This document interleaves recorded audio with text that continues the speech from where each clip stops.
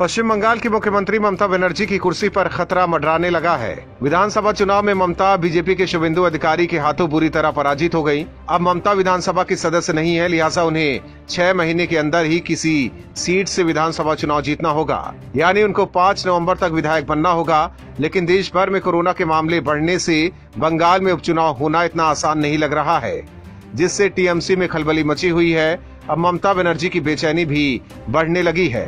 दीदी केंद्र सरकार से सवाल कर रही हैं कि आखिर उपचुनाव की तारीखों का ऐलान क्यों नहीं किया जा रहा है। वहीं टीएमसी के दूसरे नेता भी उपचुनाव को लेकर केंद्र सरकार के खिलाफ बयानबाजी कर रहे हैं।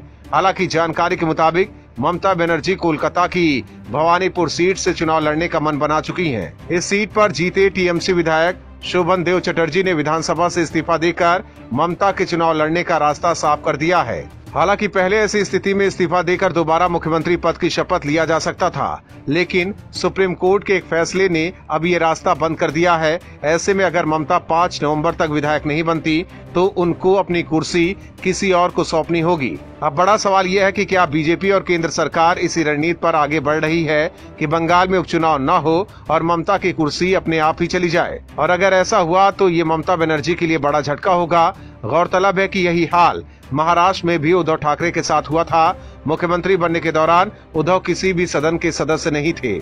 ऐसे में उनके मुख्यमंत्री की कुर्सी पर खतरा मंडराने लगा था। लेकिन उद्धव और पीएम मोदी के रिश्ते अच्छे हैं, लिहाजा राज्य में विधान परिषद का चुनाव कराकर उद्धव का रास्ता साफ हो गया। लेकिन ममता बनर्जी और केंद्र सरकार के रिश्ते जग जाहिर हैं।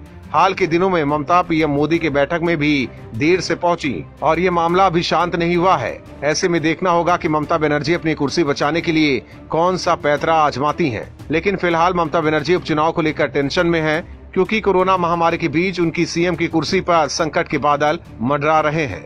Bureau report, OMH news. और भी वीडियोस देखने के लिए चैनल को सब्सक्राइब करें और बेल आइकन को दबाएं।